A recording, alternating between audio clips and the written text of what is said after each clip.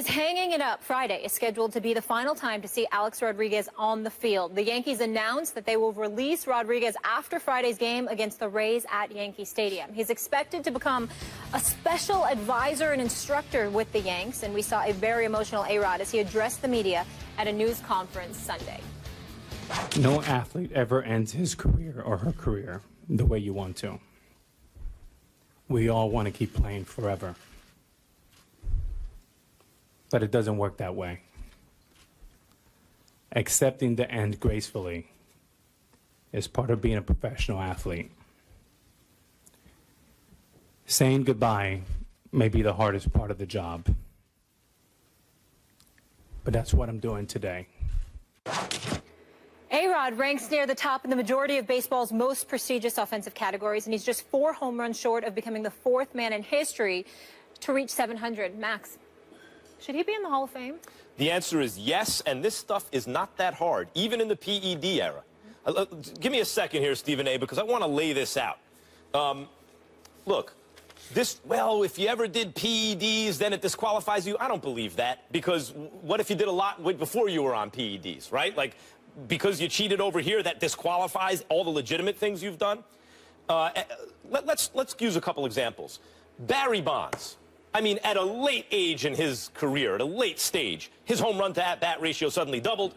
He looked physically impossibly bigger than he used to be too quickly, right? It's pretty clear demarcation.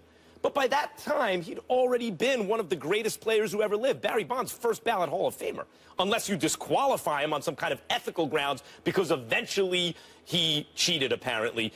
Similarly with Pete Rose. Pete Rose should also be in the Hall of Fame, by the way. Yes, I agree with that. McGuire and Sosa? Come on, guys. The only reason they're even in that conversation is because of what happened after that period of demarcation, where suddenly there was a sudden and dramatic change in their physical appearance, and that was coupled to an inhumanly, like an impossible increase in their production at an age where that shouldn't have happened. That line of demarcation afterwards is why you'd even consider McGuire or Sosa for the Hall of Fame on the merits. So clearly, they're not Hall of Famers. Now, what about a guy like A-Rod, where there wasn't ever that single moment where suddenly there was a dramatic change in his appearance and his production suddenly hit heights that it had never known before? What do you do with a guy like that? Well, I think he deserves the benefit of the doubt in the sense that he was the #1 overall draft pick. He was an absolute star in high school. It's not like this came out of nowhere. There are players, Stephen A., who suddenly show up on the scene at the age of 28, 30 and hit like they've never hit before and like no one's ever anticipated them to hit before. That's not A-Rod. A-Rod was like, wow, this guy's going to be an all-time great. And it turns out he was. But there are 2 moments in his career where people are very suspicious, obviously with the Yankees, and all that stuff came out. And by the way, he had just hit 57 home runs and hit like 320 after kind of seasons, maybe half that as good as that with the Yankees. And the other time was in Texas, when he hit multiple 50 home run back-to-back seasons, you know, in the heat in Texas, playing 160-plus games at shortstop. That looked very suspicious. I would just say, the rest of, even if you took those seasons out of his career, he's still a first ballot Hall of Famer. And to those who have an ethical problem with him, well, if he's a cheater, he shouldn't be in. I would ask you to consider the reasons why he may have been cheating, because that does color the way I view things. Think about most guys who juice and cheat. They do it for the money. Then they get the contract, they jump off the stuff, and they don't produce. If it's the case that A-Rod did this in Texas and with the Yankees when he did, well, in that case, Stephen A., it would be an issue of this guy getting a $250 million contract and then a $275 million contract and then feeling such pressure to live up to the contract. Remember, this money's guaranteed. The only way he can jeopardize it is by cheating. So he's got the money and then jumps on the stuff because he wants to live up to the contract. I would argue, even if you have the position morally that if anyone ever cheats, you disqualify all the good work they've done, and that's not a position that I hold. But even if you hold that position, I would ask you to consider the motivation for his cheating and see if that changes your mind. But all that said, and putting all that stuff aside, A-Rod, even if you take out the so-called juiced years, is a first ballot Hall of Famer, however you slice it. You know, Max, I think that opinion is utterly asinine, ridiculous to the highest order, and I'm going to tell you why. It's not even about the Hall of Fame. You're missing the big point here. Alex Rodriguez, one would argue, could be one of the top 3 players of the last 25 years. One of my boys said behind Ken Griffey Jr. and Barry Bonds. You could look at it that way. You could look at the voters and saying baseball writers of America and, standing, on their sanctimonious horses and being paragons of virtue or whatever the case may be. Alex Rodriguez is not just somebody who cheated. He's not just somebody who cheated twice. He's somebody who also sued baseball, sued his own players association, probably tried to sue the equipment manager and everybody else. It's amazing to me how you can sit up there and gloss over all of that. Now, if you're just making the point that Alex Rodriguez got busted for using PEDs, and that is the reason why you should not absolve him from the Hall of Fame. That shouldn't be the sole reason. That's fair. The level of hypocrisy and everything else. This dude was a fake and a phony years ago, proved it again twice, and then finished it off with that bogus press conference yesterday, which the Yankees and Alex Rodriguez should be utterly ashamed for putting in front of our faces. What an embarrassment! An embarrassment that this man showed up yesterday. Before yesterday, I was actually of the mindset, you know what? Mitchell report that came out in 2009 revealed that 103 players in 2003 had used PEDs. I don't see 103 players with 600 home runs. I don't see, half of them closing in on 700 home runs. So I was actually leaning on my boy Jeff, my man Jeff Brown, an ultimate baseball fan, the whole bit, because he holds and maintains that position as well. I actually thought like that. Right up until I saw A-Rod and that press conference. Now, let me try to do an A-Rod imitation. I wish I had a baseball cap. I wish I had a baseball cap right now. Did you notice that he wasn't wearing a Yankee jersey? He had on something for himself, his own brand. Yeah. And then he's reading. Now, mind you, you're saying goodbye. You need a speech. You need for what? For what? And then not only did he need the speech, Max, then he turns around, right? He takes off. He doesn't cry. He takes off the cap, looks into the camera, and then looks up and, oh my Lord, and forget me. Do you want a role on General Hospital, A-Rod? That's what I want to know. Do you want an role? Because this dude is a hell of a better actor than me. This dude is unbelievable. A phony to the end. Everything about this dude has been fake. Everything. And even when you had the home runs to lean on, he comes up first with Peter Gammons in 2009, and then years later, think about it, I'm going to repeat this, Max. This man sued Major League Baseball. He sued his own players union. He sued everybody. Everybody. And then in no case whatsoever. And then you come back and you get suspended for the whole year for 211 games. You missed the 2014 season. And then after that, Max, what happens? His last day in a Yankee uniform. Ain't even his last day. You didn't even have the press conference to say goodbye. You had the press conference to tell us you could say goodbye Friday. I mean, you can't make this up. This dude is just, look, we understand officially why Derek Jeter was never that fond of him.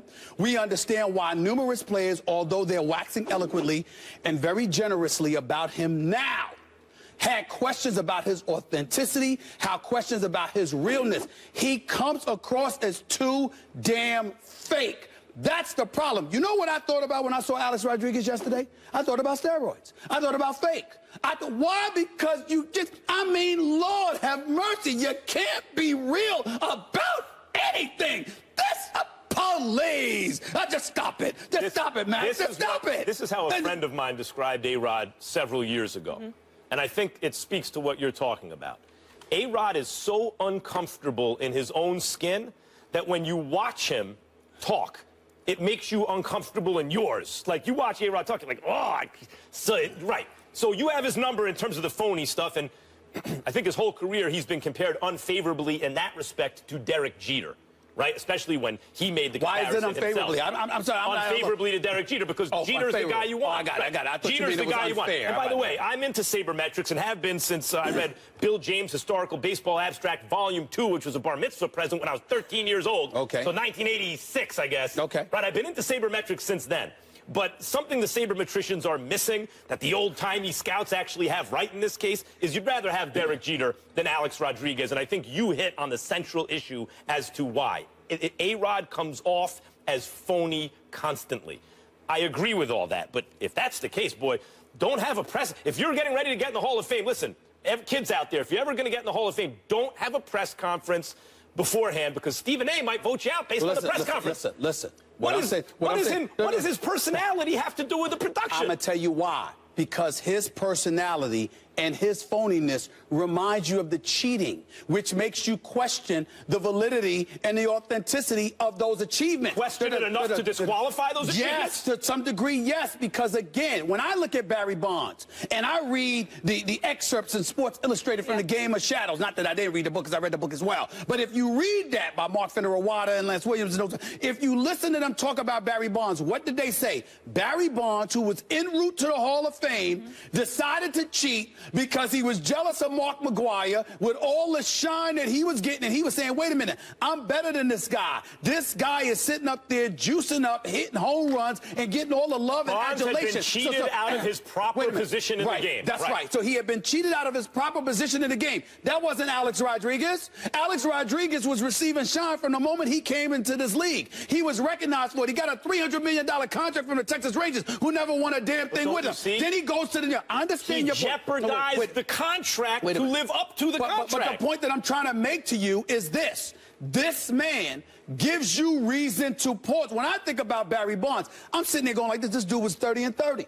30 home runs, 30 steals, easily every single year. Gold Glover. This brother was big time. He just elevated and he just buffered himself to elevate his home run stature. In the case of Alex Rodriguez, oh no, you can point to that. I'm saying to you, I can look at Barry Bonds and say, okay, 2003 and beyond, you can make a case. Prior to that, not so much. Agreed. With Alex Rodriguez, you don't know when the hell he started, when he stopped. He got caught lying once. He got caught lying twice. He got caught lying a third time when he tried to sue every damn body, and then he culminated all of it with yesterday's press conference. You on your way out of the game, and you have this to remind us of your duplicitous tendencies? How dare this dude? It's just disgusting to watch. I'm a Yankee fan, die hard, and I looked at him. I swear, I wanted to throw something at him. It just makes me sick. I want to be clear. So do you think he should be a Hall of Famer? No. I think that his numbers say that he should be a Hall of Famer. I don't believe that because you violated the sport with PED use, that should be the sole barometer to determine that you're not in there. The problem, the difference between Alex Rodriguez and everybody else is that everybody else, him and Roger Clemens, everybody else had the decency to walk away. Alex Rodriguez lied to the bitter end. Roger Clemens was retiring and dared Congress to subpoena him. Now, he should be gone. He should be omitted from the Hall of worse than the crime. Look, I disagree with Roger Clemens, too. I think Clemens is a borderline case because it's pretty clear the line of demarcation for Clemens where you go, come on, dude, is when he went to Toronto, right? Because he was falling off in Boston. I got it. And then in Toronto, he's like Cy Young Triple Crown winner. That's right. Right? So it's like, but it's not like Clemens started producing in a way he hadn't already produced at some point in his career. But I'm talking about the Lion. Same thing with A-Rod. I'm talking about the Lion. Okay, so what you're saying is that, what I'm saying is that's different than McGwire, Sosa, and Bonds, who started producing at levels that they had never produced at, even in their physical prime. When you talk about the duplicitous nature of A-Rod, the way that comes out, the kind of phoniness that you just don't like the way it feels watching him, I think it's a good point. It calls into question, just as a human being, if you're watching it, the validity of his entire record. Calls it into question. But I don't think that is weighty enough to assume guilt. I'm saying it's on a case-by-case basis. I'm saying in A-Rod's case, it's not we weighty shouldn't enough. generically decide that somebody who used PEDs automatically is disqualified to be a Hall of Famer. I believe that Barry Bonds should be a Hall of Famer Yes. because I believe Barry Bonds was a Hall of Famer before the cheating, Precisely. before the drugs. Yes. Whereas in the case of A-Rod, You don't know when he leads you asking, damn, was this dude using steroids in that- high school? fine. I don't know, because this dude is such an actor, and he seems to just put forth such a strenuous effort in making sure you believe what he wants you to believe, as opposed to being authentic. He comes across as such a phony, you cannot sit up there and say definitively, look, this dude deserves this because I believe this is what he was. You are looking at an Alex Rodriguez that legitimately gives you a reason to question if he wasn't using it in high school. He does. Because that's how fake he is. Even A, he does. It's just disgusting and to watch. Others have brought that up, including a biographer of his who believes that A-Rod was starting in high school, and there is reason to believe and question someone who appears so phony and who's been caught in lies in the past. Sure, I agree with that. Is that weighty enough? Do you feel that? I mean, obviously you do. I don't feel that that holds enough weight to disqualify his otherwise clear first ballot Hall of Fame accomplishment. I understood your question the first time. You giving it to me the fourth. I still feel the same way. So it is. So you're saying That's heated debate on a Monday. For at least the first ballot, because there's numbers warrant first ballot Hall of Fame. Oh, you got so second ballot's okay? Well, I'm just saying. I'm not saying that. I'm saying that something. You got a lot of jerks in the Hall of Fame, too, like Ty Cobb and stuff. Don't get me a lot of started bad with that. people in the Don't Hall get me of started Fame. with that. I'm saying make sure you bring attention to the phoniness. Alex Rodriguez's nickname should be Fake. Alex Fake Rodriguez. That's what it should be. Alex Fake Rodriguez. Wait, so if we agree not to put him in on the first ballot, on the second ballot, are you good, yes or no? I would feel better about it. Okay, you know what? You want me to pass on the first ballot? If I get, this is political bargaining. If I get your vote for the second ballot, I'm good. And by the way, Alex Rodriguez has it. And by the way, he hasn't even officially retired. He could actually move on and go on to play somebody else. Where? Go play somewhere else. Not in the major leagues. I'm just saying, he could. Better get on some better stuff. He could. The point is that he didn't even retire. He just said, my career is, finished with the Yankees. He didn't even retire. You don't know what to trust for this dude. You just don't know. You just don't know. Please. You just don't know. This was so good. Please, sports and TV gods, let Stephen A. interview Alex Rodriguez. Oh, gosh. I don't think that's going to happen anytime soon. He wouldn't dare. No. He wouldn't dare. All right, we heard what you guys had to say. We had a split decision here, so we need to take it to the streets. Does A-Rod belong in the Hall of Fame? We want to hear from you. Go on Twitter, vote now. We'll share those results a little later.